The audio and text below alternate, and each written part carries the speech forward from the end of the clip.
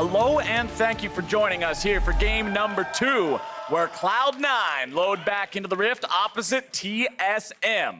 On the blue side, with side selection in this rematch, it's Cloud9. They're gonna have Kumo in the top lane, Svenskeren back in the jungle today, Nisqy at mid, Sneaky bottom side, Zeyzal on support with coaches Reaper and Rapid Star. And challenging them on the red side today, it's going to be TSM. In the top lane, Broken Blade. In the jungle, Akaadian. Mid laner, Bjergsen. Bot and support going to be Zven and Smoothie with Zix and Goldman as the coaches. When it comes to the rivalry between these two storied organizations in North America, you're not just looking to take down a team that you have tussled with countless times on so many different stages, but you are potentially battling it out for a future playoff bye. Yeah, Team Liquid, has been looking like the clear #1, so that means there's one other playoff bye potentially up for grabs, maybe two if you can knock them down, but both these guys are on the hunt for that playoff bye. And if TSM win today, they would have a 2-0 head-to-head over Cloud9, which means if any tie in the standings, they get that bye over Cloud9. And Cloud9, coming off a loss yesterday, are bringing back in Svenskeren, who has been in MVP-esque form this split, so I think that's going to be a big boon for them. And he's going to be going up against Akaadian.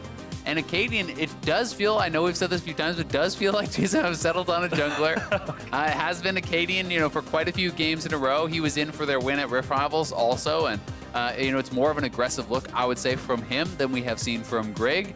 And, I am expecting that TSM is going to be sticking with Akaadian for the rest of the split, so it'll be very interesting to see how he matches up against Svenskeren, who most people have pegged as the best jungler in the league right now. I mean, you can see the stats on your screen as we discuss it. Svenskeren beating Akaadian in all 4 of the categories we have listed right here. Jungle proximity pretty close, but Svenskeren with dramatic differences in gold difference at 15, as well as that KDA. He has been a paramount piece of what makes Cloud9 work. Yeah, he certainly has, right? And it's one of those situations where it's not like he's just beating Akaadian. He's beating basically everyone. I remember we were going through on another cast a couple weeks ago, Svenskeren, and we're like, all right, let's make a graphic with all the stats he's kind of topping the table at. They didn't fit on one graphic. There's too many of them. We needed multiple slides to actually show all the categories he was leading the league in as a jungler. So, he certainly has been very good. And, a lot of people were kind of looking towards yesterday's game for Cloud9, saying, okay, well, your early game looked good, but you couldn't close out the game. How would that have looked with Svenskeren? And maybe today we'll get to see a little bit of that.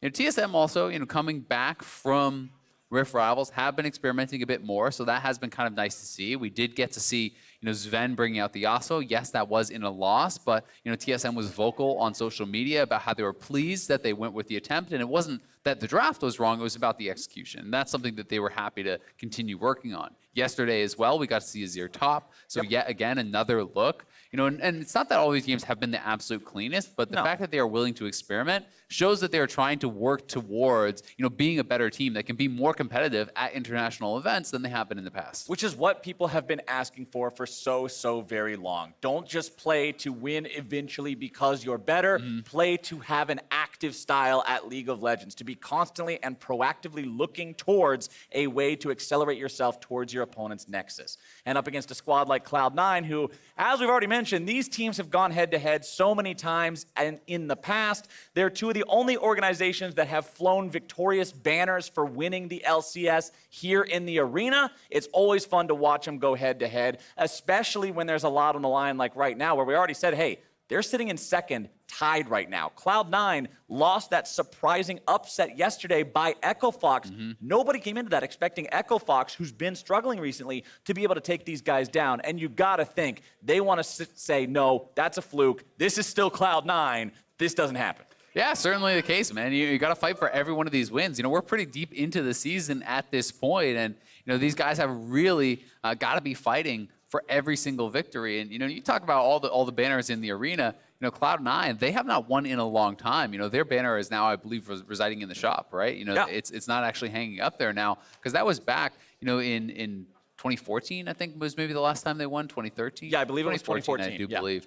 So, Cloud9, despite the fact that they have been such a successful organization, in the regular season as well as in international play, and they've gotten the finals a ton of times, it's been a long time since they've actually won that championship in North America, and they would certainly love to return back to that championship stage and be the ones hoisting the trophy. And although TSM has more of those victorious banners than anybody else, remember, it's always the most recent wounds which cut the deepest, and they were the team that went to the full 5 games against Team Liquid in summer, only to lose in that final game to get reverse swept. And that's one that you also want to get off your record and say, no, no, no, no, no, this is TSM. These are the kinds of games we win.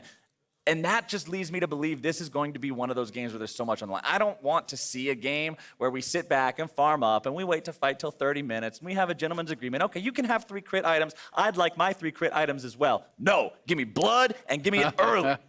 Yeah, and these are some of the teams that may be willing to do that. You know, Cloud9 especially has been a very explosive team. You know, TSM has been moving more in that direction, and we are now into Champion Select. We're going to get our first clues on if it will be that type of game or if it's going to be the no rush 30 handshake on Corki's ear. Don't you even say those words. We're not going to embrace that philosophy just yet, Mr. Zeyzal. Cloud9 is going to embrace the philosophy, though, of no twisted fate. Bjergsen has shown his ability to play this champion very well. He showed it off yesterday against Clutch, and he will not get to use it here today. TSM is taking out one of those champs we don't like to see. No the Zir, Sona no removed Sona. from the pool. The Zir also removed by Cloud9. Things are looking bright. Forecast is sunny. Liking these bans thus far. Karma going to be taken off the table as well. I'm also really excited to see, you know, will we get Kiana coming out again in NA? You know, Bjergsen, Nisqy, both guys that I think are very confident and willing to play assassins. We won't. Kiana is, pardon? No, we won't. Unfortunately. Yeah. That's too bad.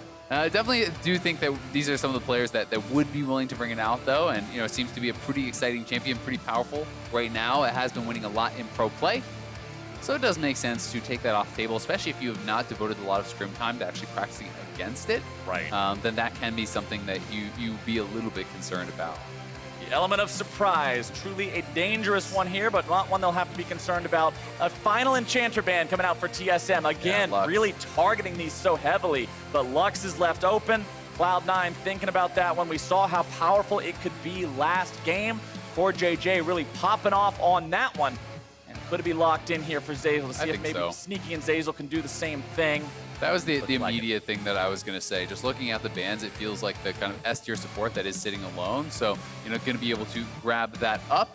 Some of the other options, you know, especially last patch, I think that could have been a Sejuani pick, you know, very likely. But now it feels like people are more comfortable trading Sejuani with some of the other junglers, you know, not as concerned about it. I think this is just a nod to the fact that Nisqy has been playing a fair bit of that Veigar, played it this week, played it last week. It will be a Tahm Kench as the answer here for Smoothie. All right, Tahm Kench locked in generally means you're not going to go for a super powerful bottom lane just because he doesn't lend himself towards that. He's not a big lane presence early on in the game, especially not up against something like the Lux. See what else TSM want to go for here, because remember, although you're up against a pick like the Lux that we saw paired with an aggro powerful laner like the Caitlyn from TL last time around, this is the Cloud9 bottom lane who has been struggling a bit more this split. Yeah, certainly the case. Sejuani makes a lot of sense. You know, definitely could have seen something along the lines of Rek'Sai or J4 coming out there as well. I wouldn't be surprised to see if Cloud9 does want to try to match that jungle pick now. Or it is disabled, I do believe. So sorry, crowd. I don't think we can actually get that. Y'all hate to crush your dreams. Yeah. But and we could see something along the lines with Silas. You know, the kind of traditional answer in the past has always been Trundle into that Sejuani, so that is certainly a possibility. The Sivir, going to be a strong pick there for Sneaky. We haven't been seeing him play it much yet this split, just the one game, but Sivir has become very, very popular in the meta. Such a solid bottom laner, very, very stable, and it will be Jarvan, so a little bit more of an aggressive answer, you know, as opposed to that Trundle, which is kind of more of that late game teamfight style of answer. This will give Svenskeren more ability to make plays and to make things happen in the early stages where he has been so dominant this split. Cloud9 sharing 2 out of 3 of the early picks with what Team Liquid had in the last game. Strong early champions there in the draft, as we'll see. What does TSM want to answer with? The answer is Varus. Okay. So they want to be able to contest this laning phase some. Yeah, this is a pretty strong laning duo, something that TL was really well known for, playing that Tahm Kench Varus quite a lot. You know, even going into MSI, that was something that they were very well known for. And this is actually the first Varus play here for Zven this split, only the second TK game there for Smoothie, so a little bit of a different look than what we have been seeing from them in summer. but very strong laning duo. Varus holds up quite well. You can expect them to be getting pushed in, though, against the Sivir, and especially with the range support advantage. That being said, Tahm Kench is going to be really powerful for those side lanes, and I think Cloud9 may focus some of the strong side lane champions as a result to try to deny any potential 1-3-1 sort of style. We've seen a lot of that out of TSM, both with the TF, but also with some Broken Blade picks, bringing out things along the lines of the Aurelia or the Jax or those types of champions can be very, very good in that side lane play. Well, solo lane, solo lane, solo lane's the name of the game here with those bans. Akali, Aurelia, there's your Veigar. TSM not going to allow Nisqy onto that one. It's another one of those champions that almost falls into the surprise category factor. Just because you're playing the game, having a good time with League of Legends, all of a sudden 700 AP burst out of nowhere at 21 minutes. Didn't feel so good. Yeah, I mean, he was sitting on almost 1,200 AP in the game yesterday, and that was a long game, to be fair, so he did stack up a lot on that passive, but definitely can be very threatening. Corki also off the table, so no Corki, no Azir. The focus on the mid lane there makes me wonder if this is going to be a Bjergsen blind pick and save top for last. That is my assumption. Otherwise, I don't think you actually need to ban the Veigar, right? Like, you can actually just let that go through and then answer it with something else, but maybe blind pick top and saving that counter pick for last either way, which is a little bit surprising to me because I do think that Bjergsen can play some of the matchups that are really strong into it. Things along the lines of Vel'Koz or even Xerath can actually really be quite strong into it. Maybe you're not willing to play those for other reasons, but some of those long-range poke champions are something that is so tough for Veigar to actually deal with because you just get outranged so heavily, you get poked out, you get harassed down. But it will not be the option either way. And Bjergsen will have counter pick, we are assuming, unless it is Rumble flex to mid. It is we have possible. not seen that in competitive play, but it is something that does actually show up a decent amount in high-level solo queue. Rumble is actually a really powerful mid laner for those Rumble one tricks and those types of players who are really experienced on that. Cloud9 are going to go ahead, find themselves a powerful AP champion in that Vladimir here, as the other pick likely to be the Aatrox locked in. So probably Vlad mid, Aatrox top for the side of Cloud9. Yeah, certainly what we are expecting. And then the question is, what does Bjergsen want to play into this? What does he feel he can bully this the most with or get the biggest advantage alongside? There is a lot of AoE already on TSM's squad and a lot of magic damage if you're looking across. Varus is fairly heavily mixed. Sejuani magic damage, Tahm Kench obviously, not really relevant in that regard. And then you have Rumble pure magic damage. So going for the Jayce, I think, makes a lot of sense. That does round out your composition and the damage types there quite a lot. It's also worth noting, this is the first non-Jayce game for Kumo in the LCS. He's played 3 straight Jayce games. So this is the first time we are going to be seeing him on a different champion, and we'll have to kind of check in on how comfortable he is looking on something that we have not yet seen him on in the LCS. And I also want to see where TSM end up deciding to go with these solo lane picks. We saw Bjergsen sitting on the Rumble there for a while. Now they've traded them. 20 seconds is the cutoff time for when those champions can be swapped. And there we go. At the last second, they're going to be swapping them back. So this will be the mid lane Rumble for Bjergsen. This is actually really exciting. This is something that I had been expecting to come out at some point in summer. And every time it pops up in changes, I'm like, oh, maybe this is it. But could it be? Yeah, it hasn't been yet. So Bjergsen actually playing the Rumble. Yes, there is a chance that he does, flexes around and he actually plays top lane as Rumble. There is a chance of that too. Neither Broken Blade nor Bjergsen have brought it out this split. And I don't remember Broken Blade really playing Rumble at all in spring either. So, it is a possibility that Bjergsen is going to lane it top, but for now we will expect it to be mid. You can play this very aggressively. Ignite Rumble with Comet is a really powerful laning champion that does have the potential to actually just burst out some of these mid laners in the map. Crowd roars to life, and we head into the Rift. The latest chapter of TSM versus Cloud9 about to unfold. Bjergsen on the mid lane Rumble. Svenskeren back in the game for Cloud9. And we got the kinds of champions that can turn this into a real barn burner. Yeah, I'm really excited. No Corki, no Azir. That is enough to get me hyped up. And saw a poster in the crowd from Canada, go C9. So hey, shout there out you to go. Someone making a trip down from Canada. That's pretty hype. Well, as the players make their way out onto Summoner's Rift, Amelie is standing by. She's got a sideline report ready to go with Reaper. Take it away. Thanks, guys. Coach, coming into the TSM game yesterday, you had the rough loss against Echo Fox. What happened and what did the team learn from it? So meta is shifting right now. So we are kind of shaky. We're trying to learn what is the optimal meta for us and how we want to play. But our team, the yesterday roster, really easy to losing their mind when they're not fighting back. Like enemies are not fighting back to you. They are like, what I do right now. So we are trying to learn that kind of play style, like slow game style. So yeah, it was good. Lost is a lost, And with that combination of players, what happens when Svenskeren enters the mix instead of Blabber? We need to win. All right, well, Svenskeren's going to bring home the win. Last question really fast. First impressions on the draft, seeing Bjergsen take that Rumble. Oh yeah, Rumble mid, it's been a while. In the solo queue, lots of players are playing in the mid Rumble, and it's actually high win rate. So during the draft, I asked the Nisqy, and they says, if they are put the Rumble mid, I'm gonna accept it. Awesome, well, best of luck to you and the team. Back to the casters.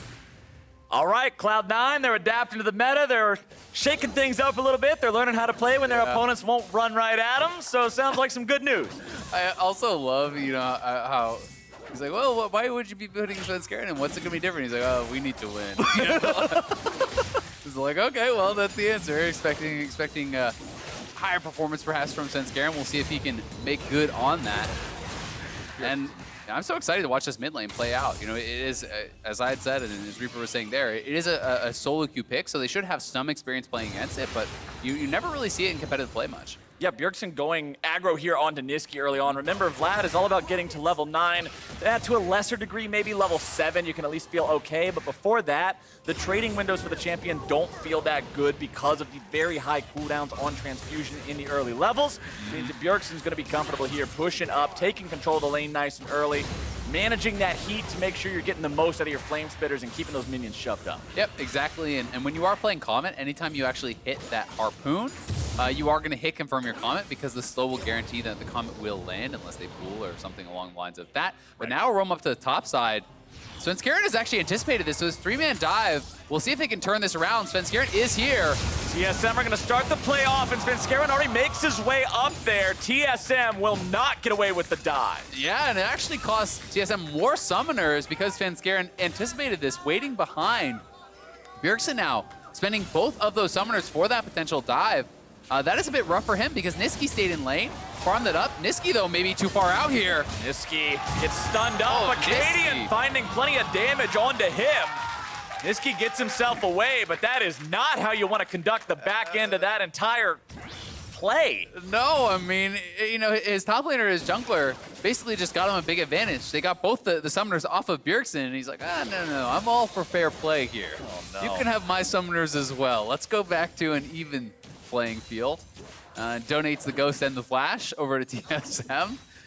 But, he does at least survive. Had Bjergsen still had the Flash, that would have been an easy Flash follow over the wall, and Nisqy would have just actually died there. He wanted to zone Bjergsen off the creeps, right? He wanted to deny even more from that, but a level 4 Vladimir is not threatening whatsoever, so, you walk over there to try to stop them from coming in the lane, they just start hitting you.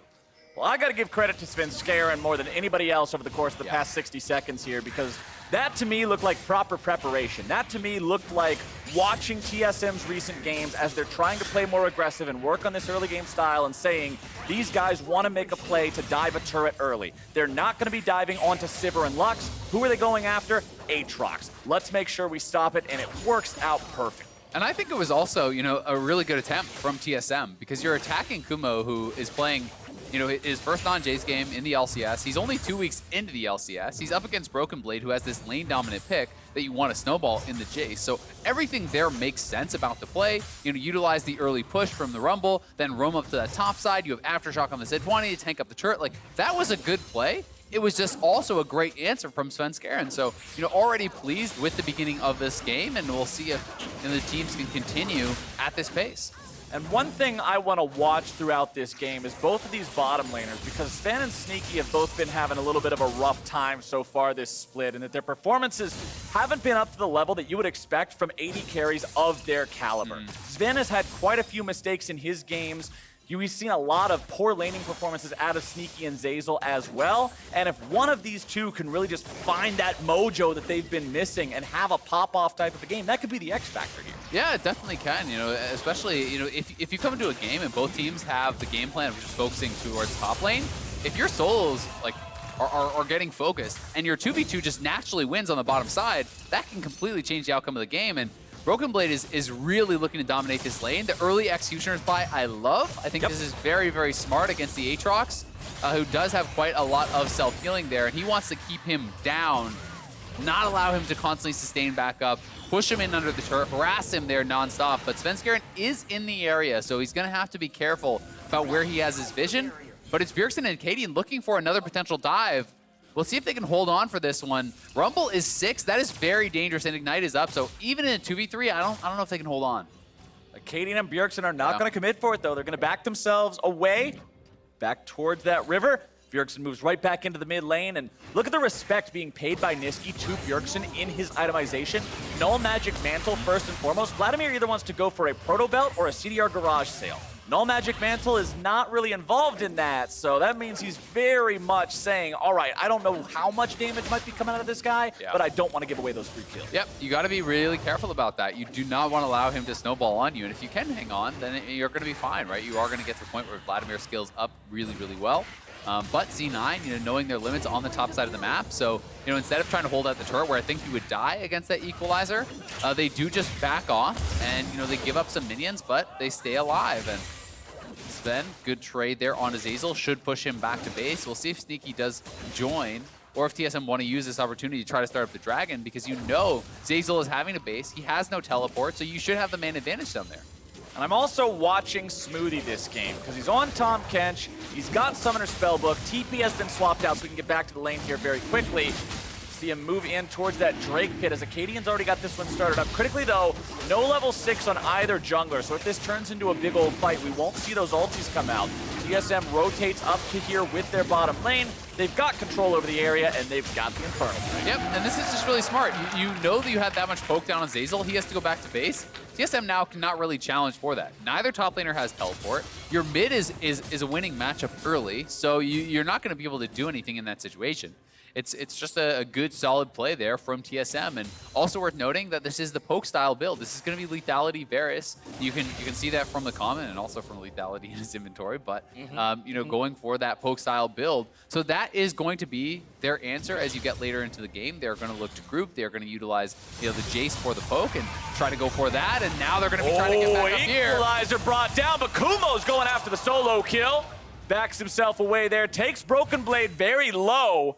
Broken Blade keeping the flash, though, not panicking in a situation like that, and Bjergsen once again hoofs it back to mid. Yeah, Broken Blade, would have actually got solo killed there. I'm pretty confident had Bjergsen not been in the area for the equalizer. The equalizer put a lot of damage down on Kumo and made it so he couldn't really chase through that. Otherwise, even though Broken Blade has his flash, Kumo could flash follow. So, a good bit of pressure again from Bjergsen. He's been so proactive. That's his third roam in 9 minutes, already to that top side of the map, and they are trying to really help out Broken Blade and get him ahead. The question is going to become, did they get enough out of that? Because it is, a little bit of a CS advantage, but it's not enormous, and you want to see Broken Blade taking those turret plates, getting kills to really make good on all the effort that Svenskeren, or rather Akaadian and Bjergsen have put up to the top side. And while Broken Blade is getting a bit of a CS advantage, Bjergsen's got just as much of one over Nisqy, despite the fact that he's been roaming to this degree. Very successful early game here from the Rumble. There's no kills on the board, but TSM still command a 1,000 gold lead just because they're winning farm everywhere on Summoner's Rift, which is exactly where you want to be when we were talking about these skill matchups and how small things can make the difference. Yeah, it certainly is, and that's one of the great things about Rumble Mid. Because you have such strong push, especially into someone like Vladimir, who had a really slow early game and very poor wave clear at the early levels, really until you get a lot of levels in your E, or you get a Proto Belt or something to kind of really speed that up. You're going to get shoved in, and then Bjergsen just uses that time to go elsewhere on the map, and Kumo now taking a really bad end of that trade is put low, as Broken Blade has gone back and now spent his gold. He's now sitting on this rated Dirk. That full buy will be a pretty big deal. Bjergsen again threatening a roam up to the top side of the map, and Akaadian was up there as well, so it means Kumo doesn't get to farm. He has to get pushed back off this turret, watch as the turret plate goes down, and potentially as some of this farm goes down too. With Akaadian nearby, Broken Blade felt confident to push up and make sure that he can play as aggressively as he needs to against Kumo here, not worried about being in a numbers disadvantage. Akaadian will be found out in that Scuttle Pit, as now they're going to find some damage down onto Zeyzal. TSM in a good spot here at the start of the fight. That's first blood over to Broken Blade. Svenskeren in some trouble. Smoothie looking to put the last couple of licks onto him. A double kill over to Broken Blade. Nisqy gets over the wall. Transfusion's coming up, but damage is going down, and Zven gets him right through the heart. TSM come up huge. 3 kills. They're going to get the Rift Herald as well. And the solo lane advantage is there. C9 wanted to contest at the Rift Herald, but you have 2 losing solo lanes and Oh, Kumo doing a good job there interrupting the Rift Herald. So I guess for Cloud9, it's the small victories. yeah, that's a little bit embarrassing if you're Akaadian. You know, getting that interrupted is a bit of pie to the face, but Broken Blade gonna get solo first turret up here on the top side. All of that gold, when it is solo, when you do grab it with no one else around, 600 extra gold being injected into this early game champion. So here it is one more time. Zeyzal has roamed up, so they want to try to challenge, but your solo lanes are so weak compared to the TSM solo lanes right now. So this is a very risky play to go for Cloud9. Broken Blade roams down, Bjergsen roams up, and you know the equalizer is there, and there's just more power in these champions right now. Zven has arrived as well, closing in on all sides, and really nice play here. Holding his arrow, waiting until there's no chance for that to be dodged to finish off the last kill on Nisqy. Sneaky was left in bottom side to farm up, push the wave a little bit, but Zven rotating over made the difference for getting that extra kill. TSM now with a 4,000 gold advantage, 12 minutes huge in this game because of the plays they made in that top half of the river. And it could have been even more. I mean, there's only 3 plates left on the mid lane turret. If Akaadian hadn't gotten interrupted, potentially that turret actually just dies, right? You know, it's barely over 2 plates. So, you know, could have been even almost another 1,000, you know, in their pockets, and they are still very far ahead, even without that. Broken Blade now threatening the wave over here. Kumo, though, looking for him. Kumo finding the wombo combo damage, but Sneaky's now in some trouble. Goes into the stasis. Akaadian's making the dive happen, and that's one kill going away on TSM. Smoothie tries to get himself away, but Zeyzal's able to mop him up. Cloud9 coming in, trying to find a second one here onto Akaadian, but the equalizer will burn Zeyzal to the ground. Bjergsen's grabbing a kill on that one, but a big cataclysm's gonna trap TSM again. Cloud9 finds an answer, but Akaadian finds Svenskeren. Nisqy makes his way on the back end of the fight towards the TSM members. He wants to go for something, but all he finds is that he's there too late. Yeah, Nisqy not quite there in time. If he had Flash, he maybe could have looked for that play. He had Ultimate Ignite available, but he is on the Ghost, and it was not ready here. So TSM, again, making the proactive play, ramping it up here. Sneaky with a good spell shield on the Q, but with the spell shield down, Zven knows he can nail the ultimate, so Sneaky then drops that Hourglass. Does actually have a pretty well-timed one, but Akaadian nailing the ultimate, taking him down, then all the TPs do arrive, Akaadian flashing to buy some time, and once Bjergsen is here, the poke lands from Zven onto Zeyzal. Bjergsen just drops the hammer here with the equalizer, flashing in with that overheated Flame Spitter, shredding them down. And despite the fact that Svenskeren and Kumo do a good job getting them low, here we go again. Broken Blade. There's that hammer you were talking about being brought down. That one finds its way onto Kumo here yet again. And it's a 5 versus 4 now in the bottom side of the map. TSM, everybody's ready to go around this Infernal Drake. Cloud9 has no Cataclysm available. They've got no On the Hunt ready on the Sivir. A fight here is not one they want to take. Broken Blade chunking Nisqy down to half HP. Svenskeren could go for a big steal here if TSM want to risk that, but it looks like they'll back away and let the Drake reset. Akaadian has no smite, so they can't actually go for it here. Not sure if he did use the smite, you know, perhaps in a fight just before it, but that would be way too risky. Svenskeren's definitely willing, I think, to sacrifice himself to try to go for a steal on an Infernal. It's such an important dragon, especially when you are behind, and your opponents already have one. Nisqy's gonna have to be really careful here. Nisqy drops the Hemo Plague, forces Broken Blade to run away. Svenskeren shows up now, bringing down the Cataclysm. Broken Blade finally forced to flash out. He knows he can't hold it any longer. Nope, he's gotta get out of there, so does drop the flash, but this is 3 members down here from C9. Now Bjergsen has arrived, he is warded out, but they're gonna start up this Dragon. Smite now available here for Akaadian, and they feel like they have the strength to do this, and I tend to agree. Bjergsen has the ultimate. little bit of damage coming out there from Zeyzal, putting some work in on the TSM tanky health bars, but there's some more damage down onto Svenskeren. These piercing arrows from Zven are finding their mark today, and because of that lethality build you mentioned earlier, they are so deadly. Yeah, they really are, and the Chain of Corruption over the wall was just right onto Svenskeren. They know he wants to try to go for that steal, look for the smite. But instead, you have a ward over the wall, they lock him down with the Varus ult, so he can't even get into the pit and poke him out. So he has no chance of trying to take that away. Bjergsen has gone for the Morello's Rush, which I really do appreciate. When you are going up against this Vladimir, you also know that no matter what the lane assignments are, it's going to be good because you're going up against Aatrox or you're going up against Vladimir. Those are your opponents in the side lane, so I think that makes a lot of sense. If you build MR and end up against Aatrox, you're sad. If you rush Zonias and end up against Vlad, you're sad. So this seems like a bit more of a middle route, and he's now going to have double Spell Pen. He's going to have that healing debuff, and he has hit level 11, which is an incredibly powerful part of the game for Rumble.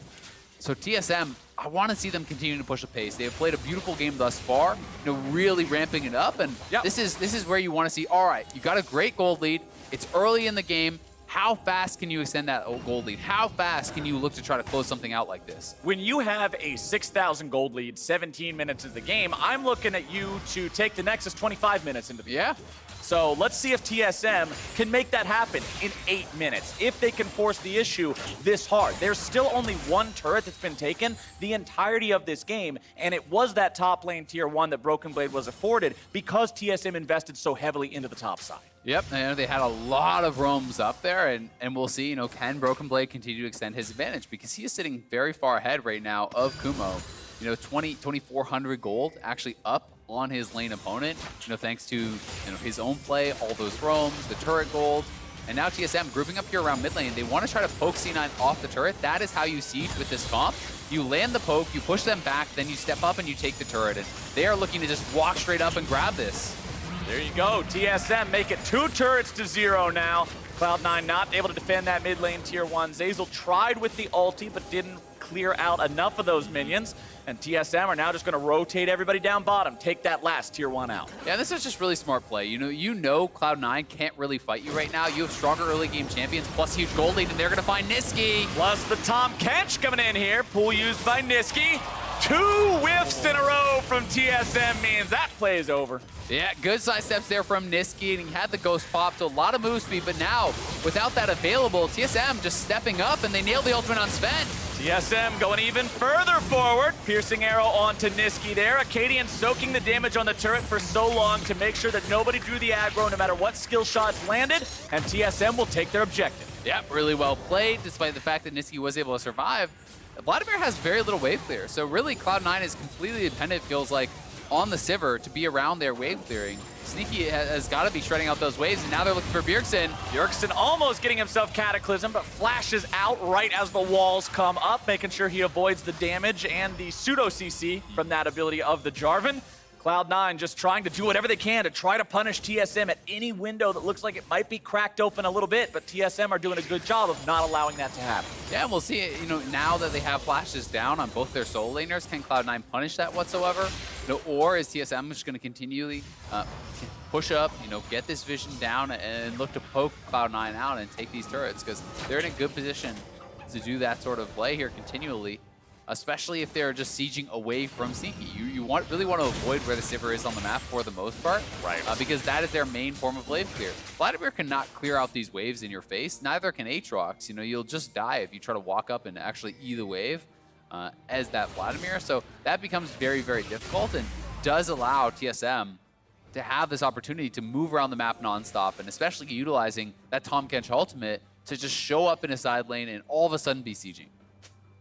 And when I'm looking at TSM and thinking about, hey, collapsing and making plays and avoiding the Sivir, I'm looking at Smoothie. I'm looking at this Tahm Kench because that's the secret weapon in the arsenal to make sure that you can get the drop on Cloud9, even if only by a second or two. That's all you need to blow up one of these turrets when you've got a Jayce, when you've got a Varus with this lethality. Kumo will try to defend here against TSM, rotating multiple members into the bottom side.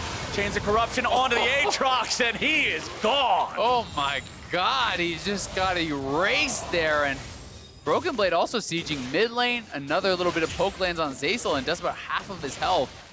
And the Dustblade plus Ghostblade already completed here for Zven very early, and he just has so much damage and very high CDR. You know, going to be at 40% with Lucidity Boots, and now Tahm Kench all bringing the mid lane. They're going to get that turret too. TSM pick up number 4. This is what we were talking about, Zeyzal. 21 minutes into the game, the lead is up to 8K. The Drake is alive. It is Mountain. It's Infernal Mountain for the 2nd game in a row, and that is a recipe for Baron. Cloud9 have yet another thing they've got to keep on their minds. Yeah, that is going to be very tough to deal with here. And Cloud9, you know, don't have the best ways of dealing with all this poke. You know, you do have some hard engage there with the Jarvan, right? You can Sivir speed it up and look for that, but you know, Aatrox and Vladimir, you're pretty dependent on flanks. You know, at this point, if you try to engage straight into the TSM team, it's very difficult to actually be able to do that. So, yep. You know, they're really going to have to depend on getting some deep wards and trying to get some sort of flanking plays or corralling TSM in a position where they're going to be at a pretty big disadvantage because TSM is 7.5K ahead, and we're just 21 minutes in, so they really have all the edges right now. And can kind of take their choice of how they want to try to close out this game. And you're already talking about the lethality on the Varus, the 2 items fully completed. Top side, we got the same thing on Broken Blade. And when we're looking at the Cloud9 roster, let's play Count the Armor. On Zeyzal, nothing. On Sneaky, nothing. On Nisqy, looks like a whole lot of, yes sir, that would be nothing. Yeah. If we look at the jungle, Svenskeren, hey, he's got a chain vest, at least he's working with a little bit of something.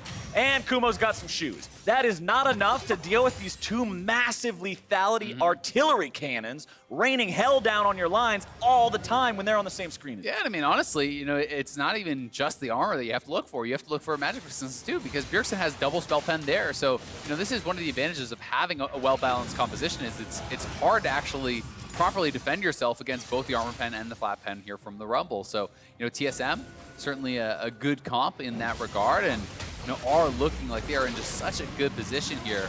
Akaadian already has the early Warmogs as well, so if you cannot actually knock him down, he's just going to shrug off any of that damage. And it does give you opportunities to constantly do things like starting up Baron, and oh my god, that... Zeyzal nearly going to be taken down instantly. Cloud9 looking to start off the fight, and they're able to grab the shutdown onto Broken Blade. TSM may have gone a bit too far. Smoothie barely getting away on this one. Thick Skin's able to keep him alive.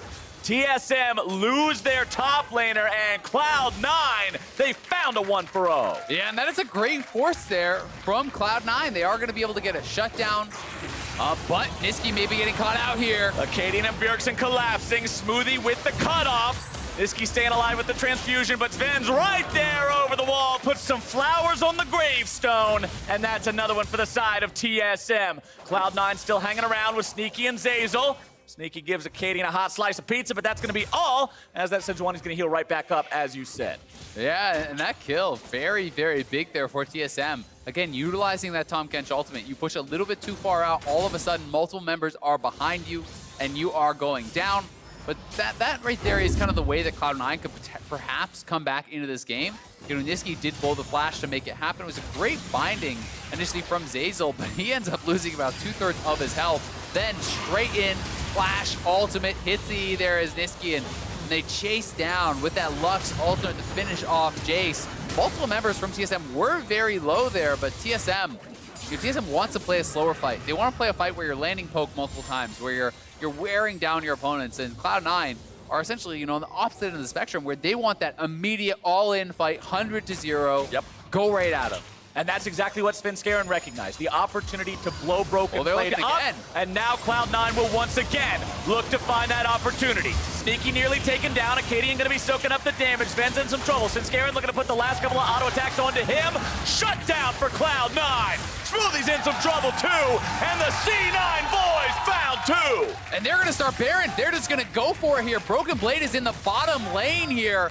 Akaadian has no flash. They're TPing in. Bjergsen has Equalizer. The Baron pit is a dangerous place to be. Sneaky's burning away and he will fall. Bjergsen's able to grab that kill, but now he will surely go down. Broken Blade trying him off of Svenskeren. Not quite enough damage to find it. Akaadian's gonna take down one, but they'll trade one for it. The Sejuani's still alive, but he's trying to get away. Too tanky to be taken out, but TSM will stop the Baron. Yeah, TSM stopping that Baron so important.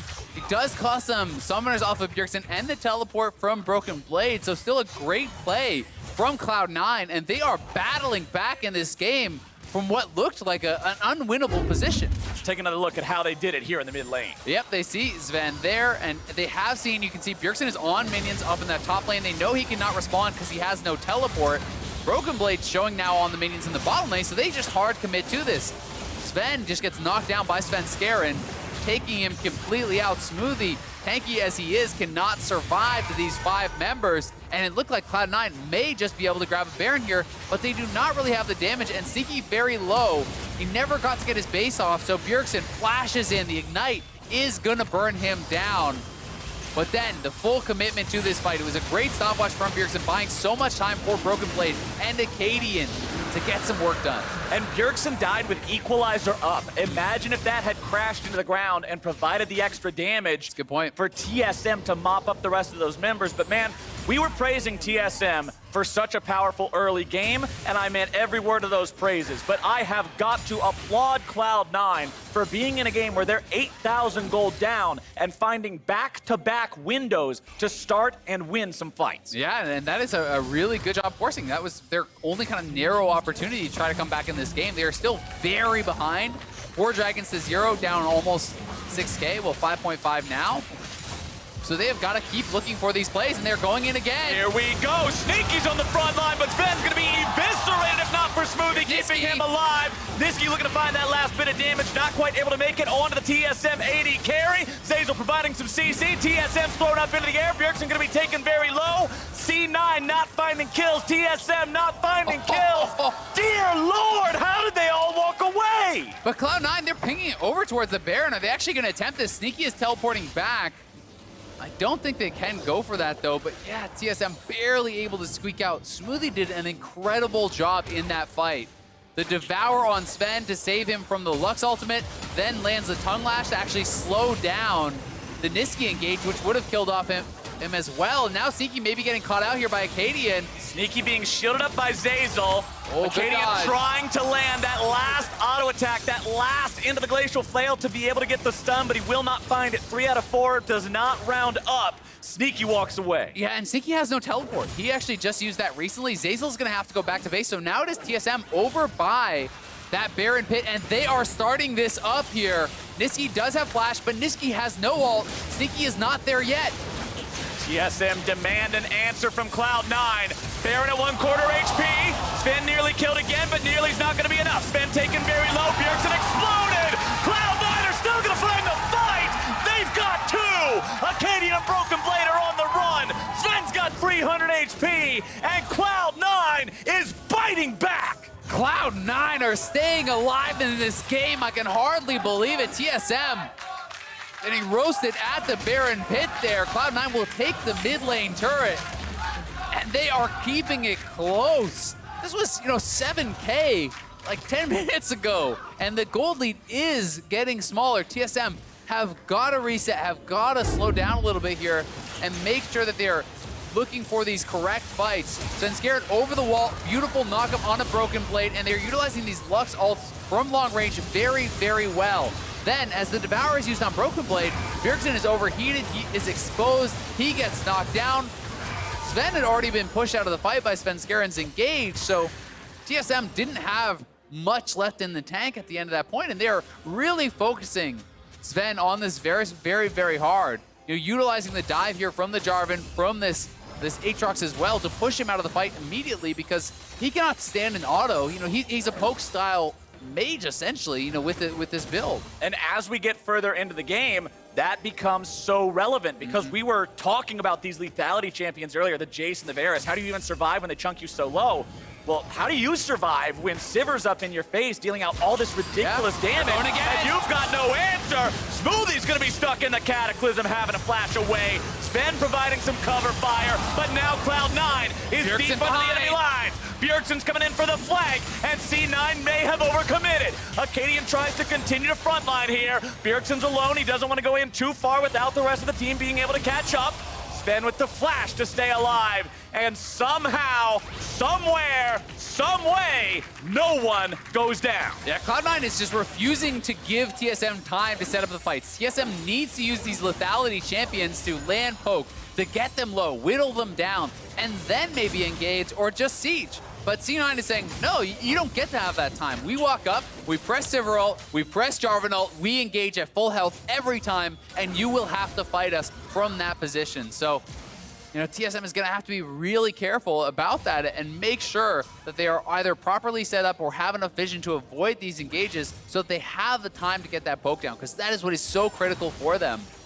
You know, they are really in a good spot if they can land that poke and be able to set up the fights properly, but if not, the gold lead is meaning less and less. Sivir's on 3 completed items now. Deathcap is done, as well as Spellbinder and some CDR here for Nisqy. This is getting to be very scary. You know, 3-item Sivir plus 3-item Vlad, when you have the Vlad amp damage or all the Sivir ricochets, you can get shredded. This is a very scary position for both teams because the game rests on a knife's edge. Kumo gets hit by the piercing arrow, losing about 20% HP. Nisqy continuing to move forward here, looking at which summoner spells are available. Svenskeren with no flash for the initiation. Sneaky has a flash of his own. Zven does not. Smoothie does not. These immobile members of TSM, if they get stuck in that crater, they're going to be there for a while. Kumo now eating the ulti coming out from Akaadian, but C9 still able to disengage. Here comes Zven! Here comes the damage! TSM having to get themselves away. Nisqy falls, but so do too on the side of TSM. Kumo's looking to rampage forward. Zven gets caught out, and Kumo will slam him into the ground. Svenskeren's there for the kill, and Bjergsen will stand until the last breath, but Sneaky will make sure he leaves in a body bag. It's C9 on the victory push. That could be it. C9's gonna look for the end here. TSM so long on the respawns, I don't think Akaadian can hold on. Everyone who's ever played League of Legends has been in a spot where the poke comp is ahead. It has felt like there is no way to find some win in this one. And Cloud9 are putting on a masterclass of how to deal with this. Yeah, Akaadian too tanky there, is able to buy some time. Smoothie comes up, Zven is gonna be respawning. TSM survive. But this is fight after fight going Cloud9's way. This one, TSM did engage because Svenskeren was not with the squad, so they decided to make the call. The Mikhails was huge there from Zeyzal, getting Kumo out of that ultimate, then the combo comes down. Ultimate dropped on multiple members, Sneaky ricocheting, free-firing throughout this whole fight, getting so much damage out, and once Kumo has the reset, he just goes wild in the fight. Q flash onto Zven, right on top.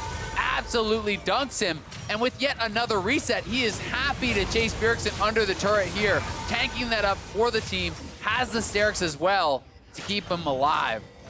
And now Cloud9 has an inhibitor down in the TSM base. Extra pressure across the map thanks to the super minions, but considering it's still only one lane, it's nothing that you're going to win the game off of just yet. That 8,000 gold lead from 22 minutes into the game, Azael, has shrunk down to 734 minutes in. Yeah, I mean, you've got to check in with Sneaky. Last time we talked about it, he got a full Bloodthirster since then. You know, so now the poke is becoming less and less relevant. If you can 100-0 Sneaky, he's going to heal right back to full off one minion wave or a couple autos on a champion. You know, he's now on 4 items with some of the really, really expensive items here. You know, this is 3 BF stored items here that Sneaky has. It's a tremendous amount of AD. He's going to be putting out insane damage, now at 16. And Nisqy is closing in on 16 as well, which will, you know, max out that Vladimir ultimate for even more amp damage from Sneaky. Cloud9 trying to fight over the red buff here, but is that the mistake that costs them? Svenskeren on the front line. Nisqy's in some trouble off to the side. Broken Blade going to be taken low. Svenskeren going to be fighting 1 versus 4. He will fall. And TSM will finally get the punish. Yeah, TSM able to punish Cloud9 there big time. Cloud9, I think, getting way too greedy, trying to invade into those small jungle corridors. Yep. That is where Rumble succeeds. That is where Varus succeeds as this poke champion. You are lined up, and that death on their jungler means TSM likely will take the Baron here, though. Cloud9 is moving over. They want to look to fight here. Sneaky healed up off the Grom. Zeyzal nearly getting one-tapped by the Varus. Nisqy's in some trouble. That's going to be Baron secure by the side of TSM. Cloud9's able to find the fight. Sneaky's damage is monstrous, but Broken Blade able to shut him down. The follow-up damage is there from Nisqy, and Smoothie will gobble up his teammate over the wall as Kumo after him to go unstoppable. They could end the game here. They're going to TP forward. It's just Akaadian 1v2 again. It's all up to him, but Kumo so strong. He's looking for the end. Akaadian has to hold this line. Kumo, the novice on the team, stepping up, taking the role of Licorice as he and Nisqy will try to end this game. 10 seconds on Bjergsen and Zven.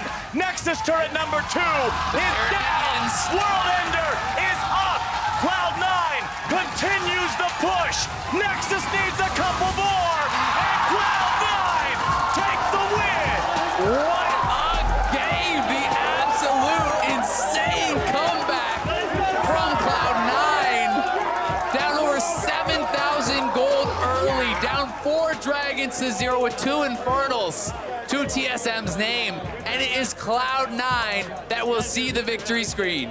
And Jack runs onto the stage, encapsulating the feelings of Cloud9 fans everywhere. What a game that was. It looked like they may have finally committed the fatal mistake around the red buff, but they turn it around in the Baron pit and find the win. Kumo on this Aatrox, going over the wall to finish up the fight, finish up the game. We said, all right, you've played one champion. How do you look on number 2? Pretty damn all right. Yeah, he looked pretty damn good in that final fight, hitting all 3 of the Qs there on Smoothie, taking him down and allowing them that opportunity to close out the game. And I'm honestly shocked. This was, I was willing to say this was the best game I had seen from TSM all split. You know, they looked so good in the early stages. They were snowballing their advantage. They were in complete control. They had a massive gold lead, complete control of the neutral objectives. And then Cloud9 just flipped a switch. They just started engaging every time they saw someone from TSM on the map. Engage, pop the cooldowns, go all in. And they were able to kind of fight their way out of this deficit and completely shut down this poke comp. You take the first 15 minutes of that VoD. You show it to anybody who hasn't watched the game. You say, I'll give you 100 to 1 odds that TSM's able to win this one. Most people say, yeah, sure, I could use the free $5. Yeah. But that's just how Cloud9 played it. Ever since that engage from Svenskeren in the top side to get that kill into Broken Blade, it was just their game over and over, and they found TSM time and again. Now we're gonna send things down to Avli, who's ready for an interview with a member from the Triumphant team.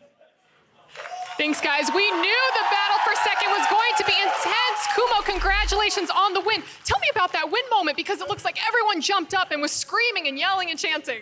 Yeah, I mean, the entire game was really intense. We were on the back foot for a while, but after scaling and we started teamfighting, we started coming back into the game. And after we killed them all, we really, we thought we could end because of the Baron, and I TP'd in, and we went for the end.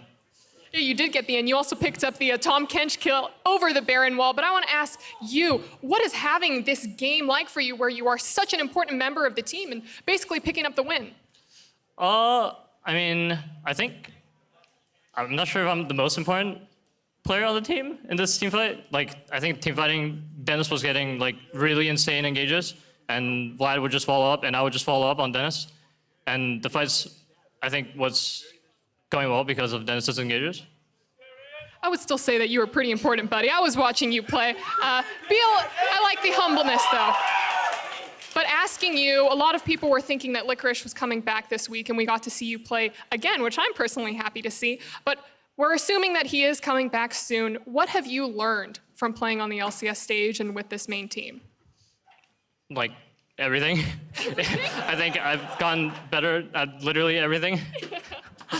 And I mean, the experience was pretty insane. And being coached by Reaper and with the team, experienced members, it feels really good. And I feel like they helped me improve so much, just in 2 weeks. Well, great for that. Kumo, again, congratulations on the win. And for more on the game, let's hear from the State Farm Analyst Desk.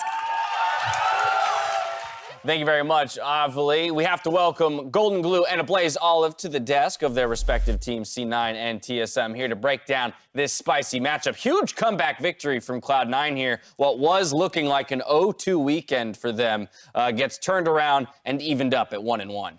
Yeah, I mean, that was a crazy game. I think when we were watching it backstage, we really thought like it was the story of the solo lanes early game. They were just dominating, pressuring the map so hard. And then the roles kind of reversed once it came to the late game. I really felt like Vlad and Aatrox were just taking over the fights, and it was an interesting game to watch. It was pretty funny hearing you guys be like, oh, this game's boomed. It's completely over. They got double Infernal. Yeah. They got the gold lead. Get me out. And then suddenly it's like, whoa, 1 or 2 more of those engages? But I think that speaks, right, to expectation. And this is where I want to turn to you, BlazeOlive, because talk to me about the expectation coming into game, right? We look at champion select, we go Jayce, Rumble in the mid lane. We were looking, yes, at those solo lanes for how things are going to play out. Yeah, I think this game, it's pretty clear that for TSM to win, they have to have a pretty solid early game. If they don't do anything early game, C9's comp is so much easier to play in team fights. It's really easy to see that they're just gonna run and engage like you saw near the end of the game. But right here, what TSM is doing, even though this doesn't work, this is like the right idea. Like you wanna set Kumo behind because it's kind of hard to punish Vlad with Rumble and Sej in the mid lane with a dive, but it's really easy to dive with the Jayce building a big wave. So TSM actually has the right idea, and they do a really good job of sort of building the lead that they have, you know, in mid game. Yeah. Constantly unlocking that Rumble to make roams to the top side. It will net a fairly large CS advantage for the Jayce in the top lane. Bjergsen will have a small one of his own and ultimately give them control of the entire top side of the map. Yeah, I mean, in the draft perspective, when I saw the draft finish, my immediate thought was like, if this is like world-class solo lanes, the game's like pretty free for TSM because mid lane, there's actually nothing Vladimir can do. Like you're just gonna get pushed in and there's no option, there's no like counterplay there. And top lane is a volatile matchup and the jungle matchup is winning, right? So it should be a very fluid, clean, easy snowball by TSM. And you saw like they did a pretty good job, but they weren't able to like put the nail in the coffin. And, Right. Like, Well, yeah. Exactly. So I do want to dive into this this first replay here because I think this is where we begin to see the breakdown for TSM in that mid game. Yeah, this was like a really crazy fight. To start off, like Vladimir has an amazing TP ward. I don't know when we got that, but it's literally the perfect TP ward. And Varus and Tahm run in separate directions, and so Tahm Kench can't actually eat Varus for the engage. And then you can just see as the fight plays out, Rumble's really late to the fight, not even here. Dennis gets on, we get on Varus, he dies. Kumo has another flank, and so we win the initial fight, and like pretty like easily. It was just kind of weird that TSM was stepping up at that point when they knew they had numbers disadvantage. And here, like, Rumble comes in, and like, I love Rumble mid as a concept, but you see a lot of execution mistakes on mid lane Rumbles just because it's such a niche and hard champion to play. Bjergsen actually dies without even using his ultimate here. You can see he flashes in, tries to kill Sneaky, but Sneaky has flash, and Bjergsen overheats. In a second, you'll see it. He overheats, and he can't even ult. Right. Any of these would probably be ideal ult, positions, or at least effective ult positions, but it doesn't even get used. Or even waiting a bit, because you can see the Baron still at 11k. Like, C9 is not going to kill this Baron very quickly. You can even wait a bit. You don't have to fully commit onto the Sivir. She still has flash, but they go for the Sivir. She ends up living, and Bjergsen has a Zanya as well, still silenced.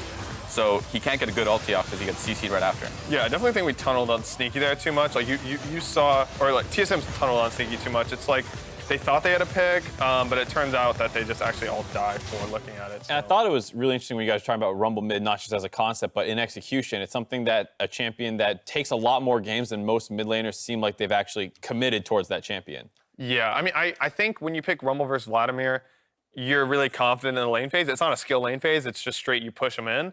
But you could definitely see like some slight execution differences in the late game. And Rumble is just like a really different champion, and you have to put a lot of games into it to be able to play it perfectly, just because it has, the what is it called? The heat Overheating. the heat system. Yeah. Yeah, just a different resource than Yeah. any other champion in the game uses. And then another thing, we're going to reference a lot of what was going on as we were watching the game, is I found it interesting at a certain point. I turned to you, BlazeOlive, and you had said, I think at this point, TSM doesn't feel like they're actually still 4K ahead. Yeah. And that speaks to the mindset of the players and understanding the different power levels and power curves. And I'm sure you guys can speak to that on the stage, as compared to us objectively looking at it and seeing the gold lead, feeling dictates things so much more than the actual reality of the situation. Yeah. Yeah, at that point in the game, TSM was about 4k up, and they had double Infernal and Mountain. But the past like 4 or so fights, C9 was always engaging, always having a good start, and it never felt like TSM was sort of in control of the game.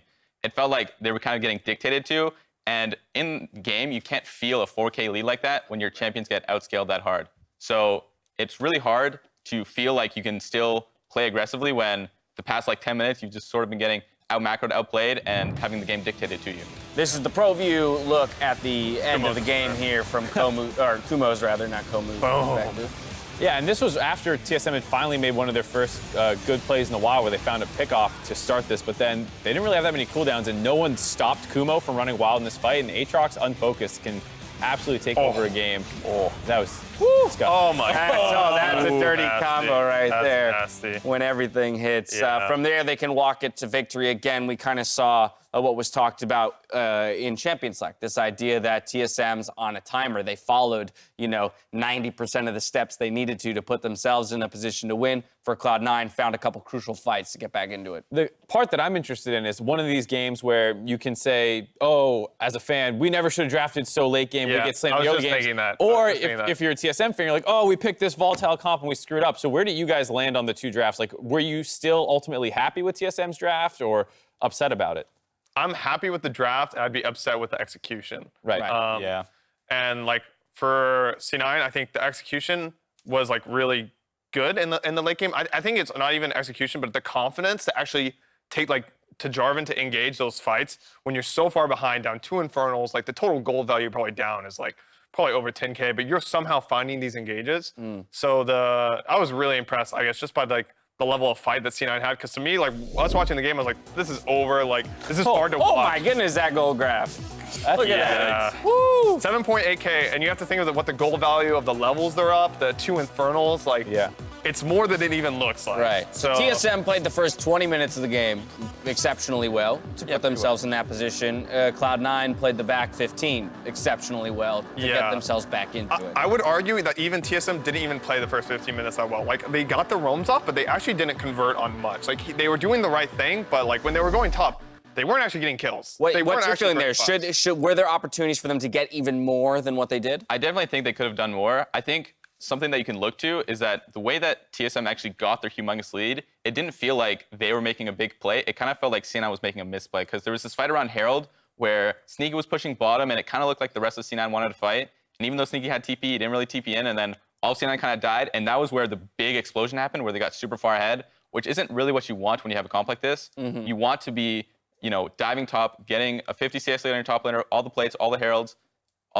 So that's how you want to get your big lead. But TSM played well enough to get that lead. They don't have to do it perfectly, but they got the lead and they should have executed on it. I do want to ask you one more question, just because you're obviously embedded with the team, and TSM has been very vocal this split about changing to a more aggressive style. Akaadian himself very vocal about confidence issues and finding a way to unlock himself to execute on plays in the moment that he sees them. But for you, I just want to get your perspective on that process for a team to identify something so large as like, hey, we need to stop just waiting till late and do more. To me, that's like such a large task. How do you begin to tackle it, and what's that process kind of been like? Well, to me, it kind of starts in the draft. You kind of have to start enabling yourself to have these win conditions. You can't be picking the same champs to scale it to late game and say, hey, we need to play aggressive early. So I think this is the kind of draft where you're kind of setting yourself up for success in playing early style. I think that, in my opinion, I think TSM's draft is probably favorable. Because C9 doesn't really have a good way of making a plan in the early game. They kind of just have to hope TSM mess up, which they did, but to me it doesn't feel like a super feel-good C9 win. But I think that when you're doing this practice, you have to put these games in, you have to try them out on stage. And I think, personally, I think that it can work. I think that this draft is a good idea, and I think it's very close to TSM just completely annihilating C9 in this game, but just need a few more games, a few more practice. Awesome. The assessment of Kumo here in his first couple weeks on the LCS stage? I think he's been playing really well. I was really impressed today, like the fact that they were just camping him, kept like abusing him with roams, rumble, and like he didn't really die. He didn't even have to burn flash to level 6 rumble roam. I think the way he was able to like take that early game, I guess, deficit that the team had and still come out late game and pop off. I'm really happy. I mean, I'm teammates with Kumo. I think he's a good player. And I'm really happy for him. Couldn't have asked for a better or more competitive game between C9 and TSM. C9 did come out on top. We're stepping away. When we return, Counterlogic Gaming and Golden Guardians face off. Don't go anywhere. Woo.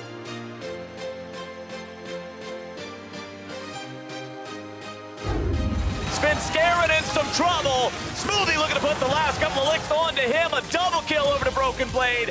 Nisqy gets over the wall. Transfusion's coming up, but damage is going down. The equalizer will burn Zeyzal to the ground. Bjergsen's grabbing a kill on that one, but a big cataclysm's gonna trap TSM again. Varus has the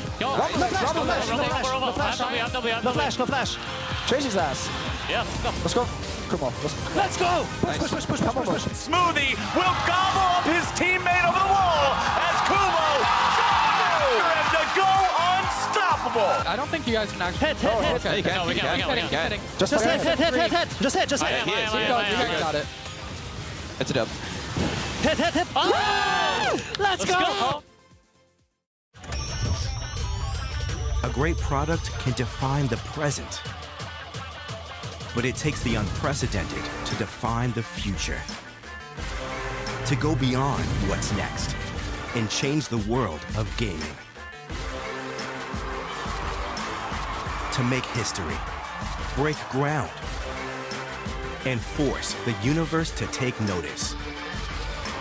The world's most powerful and most upgradable gaming laptop with Intel Core processors, the Area 51M, defines the future of gaming.